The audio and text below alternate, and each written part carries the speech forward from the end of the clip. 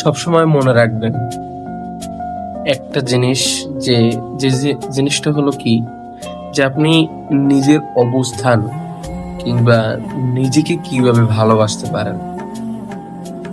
পৃথিবীতে হাজার মানুষ আছে, কিন্তু কেউ আপনার আপন না। সবাই আপনার বলতে গেলে বিপরীতে। বিপরীতে কিরকম? কারণ আপনি তো মানুষ, অবশ্যই মানুষ না, আমিও মানুষ। তো সেক্ষেত্রে সবার একটা ড্রিম থাকে, স্বপ্ন থাকে, যে আমি এটা করব, না এটা করব, কিছু না কিছু একটা করব, একটা লক্ষ্য থাকে, বড় একটা লক্ষ্য থাকে। সেই লক্ষ্যটা আপনি আপনার কাছের মানুষকে শেয়ার করেন, সে কখনোই পজিটিভলি কিংবা সে কখনোই এই ব্যাপারটা মেনে নেবে না। কারণ কি জানেন? কারণ সে চায় না যে আপনি সফল হন, সে চায় নিজে সফল হোক। সে কখনোই আপনার সফলতা চাইবে না।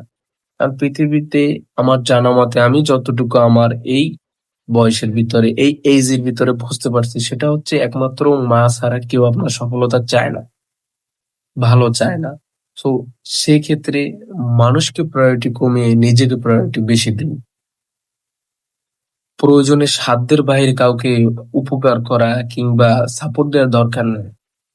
এটা আপনার নিজেরই লস। কারণ সে হয়তো ওই খারাপ সময়টায় তার খারাপ লাগছে বিধায় আপনি সাপোর্ট দিচ্ছেন, তার কাছে একটু ফেভারিট হলেন।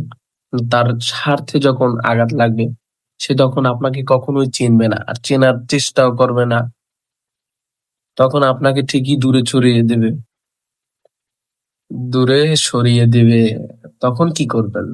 তখন তো আফসোস করবেন, হায় আমি ওর জন্য এত কিছু করলাম, এত কিছু করার পরও সে আমার সাথে এইভাবে কিভাবে, কেন কেন করলো। ওই আফসোসটা না করে নিজেকে ভালোবাসেন, নিজেকে সময় দেন। দেখেন, জীবন